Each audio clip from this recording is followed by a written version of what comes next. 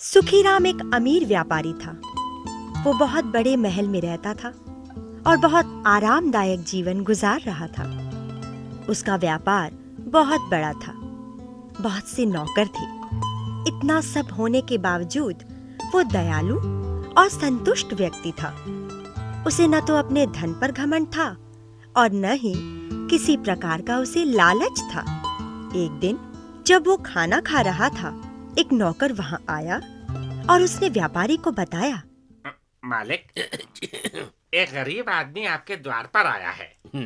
उसके कपड़े फटे हुए हैं, दिखने में बहुत भूखा और कमजोर लग रहा है। अच्छा। वो आपसे मिलना चाहता है। वो कहता है कि आप उसके बचपन के मित्र हैं। बचपन का मित्र? क्या नाम बताया उसने अपना? दुखीराम। वो सच कहता है, वो वाकई में मेरे बचपन का मित्र है। सुखीराम नाश्ता छोड़कर खड़ा हो गया और दरवाजे की ओर गया। सुखीराम को देखते ही उस गरीब आदमी के चेहरे पर प्रसन्नता की लहर दौड़ गई। सुखीराम अपने मित्र को घर के अंदर ले आया और उसे सम्मान से बिठाया। तुमने अपनी ये क्या हालत बना रखी है? मित्र, गांव में मेरी एक छोटी सी दुकान थी। हाँ। कई वर्षों तक तो मेरा व्यापार अच्छा चला, लेकिन एक दिन अचानक दुकान में आग लग गई। बस उस दिन से मेरा बुरा समय शुरू हो गया। लेकिन तुमने मुझे बताया नहीं। मैंने सोचा तुम एक अमीर आदमी हो, पता नहीं तुम मुझे पहचानोगे भी या नहीं। आज भी मैं यहाँ मजबूरी में आया हूँ, क्योंकि मेरे पास अन्न का एक दाना भी नहीं बचा। दुखीराम, मुझे इस बात का हमेशा दुख रहेगा कि तुमने अपने दुख के समय मुझे याद नहीं किया। यदि मुझे तुम्हारे हालात का पता चल जाता तो शायद तुम्हारी स्थिति इतनी बुरी नहीं होती। खैर, अब भी देर नहीं हुई है। जो बीत गया सो बीत गया।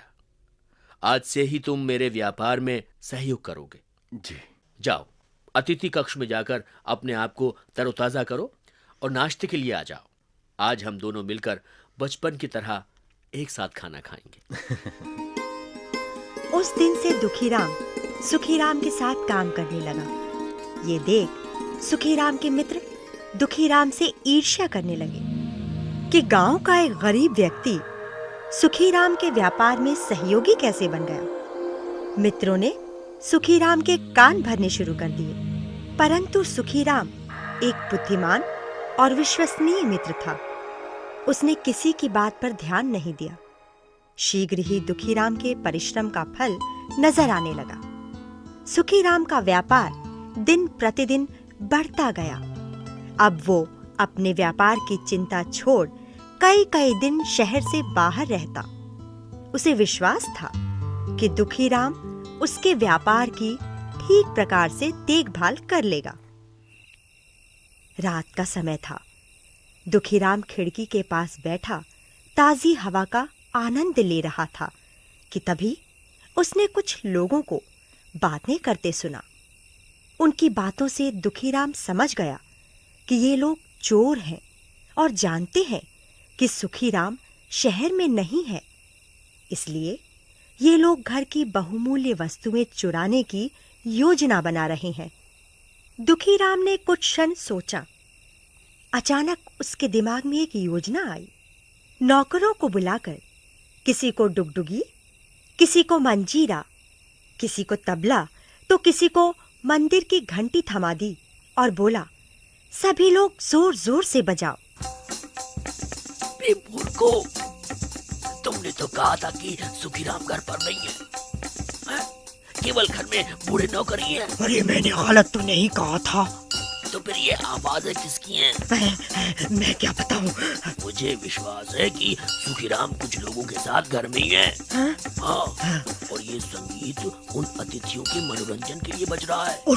हाँ, इससे पहले कि हम लोग पकड़े जाएं, यहाँ से भाग लो। चलो चलो भागते हैं। चलो। अगली सुबह सुखीराम घर वापस आया तो नौकरों ने उसे बताया कि किस प्रकार दुखीराम की योजना से चोर भाग गए। सुखीराम को अपने मित्र की चतुराई पर बहुत गर्व हुआ। वे सभी व्यक्ति जो दुखीराम से ईर्ष्या रखते थे, उसकी चतुराई और बुद्धिमानी का लोहा मान गए।